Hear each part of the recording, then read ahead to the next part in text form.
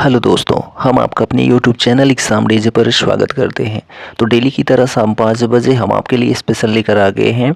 यहाँ पर बात करने वाले हैं ऊर्जा संसाधन की, ठीक है, और सारे बिंदु की हम बात करेंगे, ठीक। और इसके बाद एक वीडियो और रहेगा। यह जो है पार्ट आपका कंप्लीट हो जाता है फिजिक्स, केमिस्ट्री, बायोलॉजी और इन्वायरमेंटल स्टडीज़, पर्यावरण अध्ययन, ठीक है।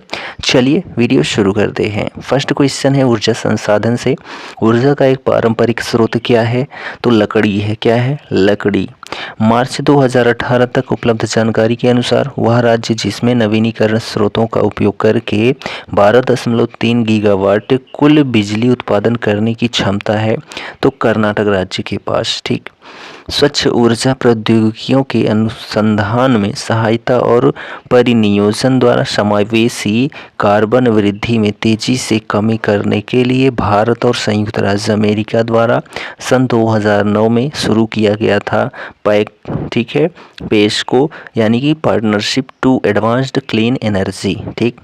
कोपेनहेगन समझौते के अनुसार वर्ष 2005 की तुलना में वर्ष 2020 तक भारत ने कार्बन उत्सर्जन कम करने का आश्वासन दिया है, तो जो है 20 से 25%, ठीक है। जीवाश्मी ईंधनों में एकमात्र ऊर्जा का चरम स्रोत क्या है? तो सूर्य है। क्या है? सूर्य। पारिस्थितिकी तंत्र का प्रेरक बल होता है, तो सौर ऊर्जा होता है। सर्वोत्तम पर्यावरण अनुकूल है, तो सौर सेल। भारत ने अपना प्रथम अणु युक्ति का परीक्षण किया था। भारत ने अपना प्रथम अणु युक्ति का परीक्षण किया था, तो 18 मई 1974 को। टाटा ऊर्जा अनुसंधान संस्थान नई दिल्ली द्वारा स्वतंत्रता के बाद से देश के पर्यावरण के अवक्रमण का प्रालेखन तथा आगामी 50 वर्षों में इसके नियमन हेतु युक्तिपूर्वक विकास हेतु परियोजना कहलाती है, तो ग्रीन इंडिया 2047, ठीक है, ग्रीन इंडिया 2047, ठीक है। अगला प्रश्न है, समुद्री खरपतवार महत्वपूर्ण स्रोत हैं, तो आयोडीन के। फलीदार पौधों में से पेट्रोपादप भी है, तो करेज। बायोडीजल पौधा है, तो रतन जोत, ठीक है। चलिए नेक्स्ट क्वेश्चन है, शक्ति तथा खाद दोनों दे सकता है, तो बायोगैस संयंत्र। देश का प्रथम पूर्ण रूप से जैविक राज्य घोषित किया गया है, तो सिक्किम राज्य को। जीवाश्म ईंधनों में से जो है स्वच्छतम ईंधन कौन सा है? तो प्राकृतिक गैस है। न्यूनतम पर्यावरणीय प्रदूषण उत्पन्न करेगा, तो हाइड्रोजन जो है न्यूनतम पर्यावरणीय प्रदूषण उत्पन्न करता है। सौर ऊर्जा के सबसे बड़े तय करता है, तो हरे पौधे हैं, ठीक है। तो यहाँ पर यह पॉइंट किससे था? तो ईंधन से था, ठीक है। अब हमारी चर्चा यहाँ पर पर्यावरण संरक्षण से संबंधित जो विभिन्न राष्ट्रीय एवं अंतर्राष्ट्रीय संगठन या फिर सम्मेलन हैं, वहाँ से प्रश्न होने वाले हैं। तो फर्स्ट क्वेश्चन इसमें है, वह अंतर्राष्ट्रीय आंदोलन जिसका उद्देश्य पर्यावरण की समस्या से संबंध होकर विश्व को बचाना है, वह क्या है? तो ग्रीन पीस है। क्या है? Green peas. हाल ही में भारत ने किस देश के साथ चीता के पुनर्परिचय के लिए एक समझौता ज्ञापन पर हस्ताक्षर किया है? तो नामीबिया के साथ में, ठीक। UNFCCC का अर्थ क्या है? तो United Nations framework convention of, ठीक है, convention on climate change. UNFCCC का अर्थ है United Nations framework convention on climate change, ठीक। USAID और नीति आयोग द्वारा संयुक्त रूप से आरंभ किया गया था भारत ऊर्जा मॉडलिंग फोरम को, ठीक है। राष्ट्रीय हरित अधिकरण यानी कि नेशनल ग्रीन ट्रिब्यूनल स्थापित किया गया था, तो सन 2010 में। कब? सन 2010 में। पर्यावरण संरक्षण से संबंधित मामलों के प्रभावी और त्वरित निपटान के लिए स्थापित किया गया था राष्ट्रीय हरित प्राधिकरण को। जल प्रदूषण निवारण और नियंत्रण अधिनियम 1974 के तहत राज्य प्रदूषण नियंत्रण बोर्ड के आदेश या निर्णय से व्यथित व्यक्ति सीधे से संपर्क कर सकता है, तो राष्ट्रीय हरित प्राधिकरण से संपर्क कर सकता है, ठीक। अगला क्वेश्चन है, राज्य सूची में किसी मामले पर संसद को कानून बनाने के लिए राज्यों द्वारा अनुरोध करने के बाद संसद द्वारा पारित कानूनों का एक उदाहरण है, तो वन्यजीव संरक्षण अधिनियम 1972। पर्यावरण प्रभाव आकलन का सिद्धांत पहली बार जो है संयुक्त राज्य अमेरिका के राष्ट्रीय पर्यावरण नीति अधिनियम में पेश किया गया था। ठीक है। 1864 में भारत में प्रथम वन महानिरीक्षक थे कौन? तो डाइटरिच ब्रैंडिस। ठीक है, डाइटरिच ब्रैंडिस जो हैं 1864 में भारत में प्रथम वन महानिरीक्षक थे। विश्व वन्य जीवन निधि का मुख्यालय जो है कहाँ पर है? तो ग्लैंड स्विट्जरलैंड में है।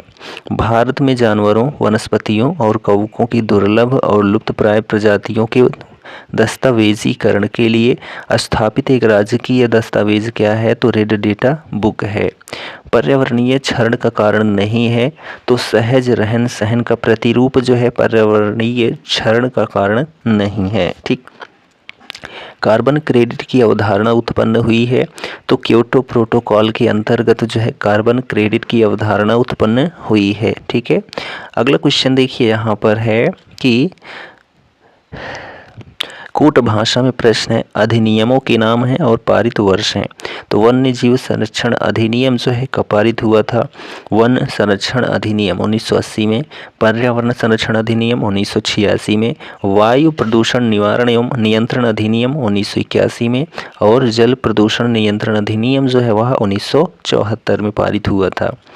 केंद्रीय पर्यावरण, वन एवं जलवायु परिवर्तन मंत्रालय भारत सरकार ने डॉल्फिन डे मनाने की घोषणा की है, जो मनाया जाएगा कब? तो 5 अक्टूबर को। ठीक। रियो शिखर सम्मेलन 1992 का एजेंडा 21 संबंधित है, तो सतत विकास से रियो शिखर सम्मेलन 1992 को एजेंडा 21 जो है संबंधित है सतत विकास से। भारत में पर्यावरण मंत्रालय स्थापित किया गया था 1985 में। चिपको आंदोलन संबंधित है, तो पादप संरक्षण से संबंधित है जो चिपको आंदोलन है। ठीक। अगला प्रश्न है, राष्ट्रीय पर्यावरण अभियांत्रिकी शोध संस्थान यानी कि नीरी अवस्थित है कहाँ पर? तो नागपुर में। प्राकृतिक संसाधनों के उपयोग के संदर्भ में अंतर पीढ़ीगत संवेदनशीलता की घटना है, तो अस्थायी विकास। ठीक। Indian institute of ecology and environment अवस्थित है कहाँ पर? तो नई दिल्ली में।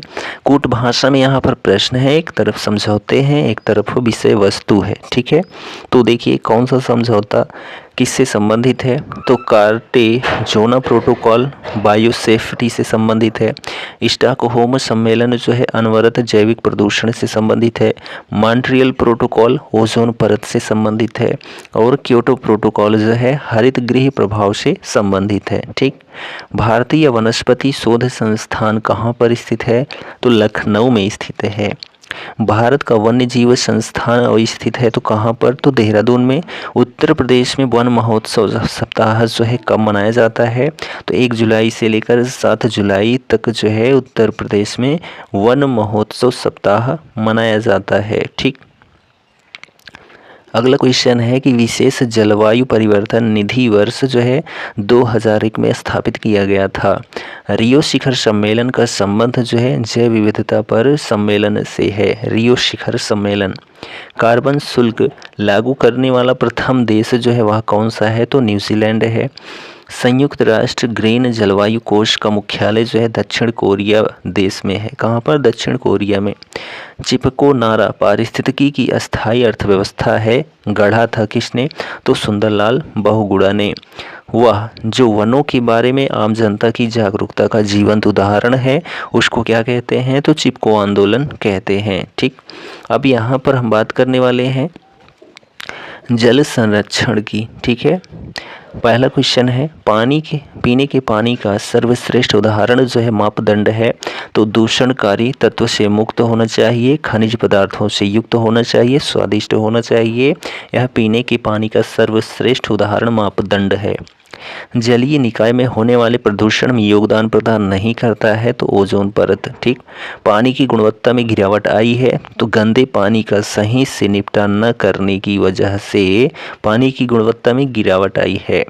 भारत का पहला और एकमात्र राज्य जहां छत पर बरसात के पानी के संग्रहण ढांचे का निर्माण सभी घरों के लिए अनिवार्य है तो वह राज्य जो है तमिलनाडु है। ठीक है।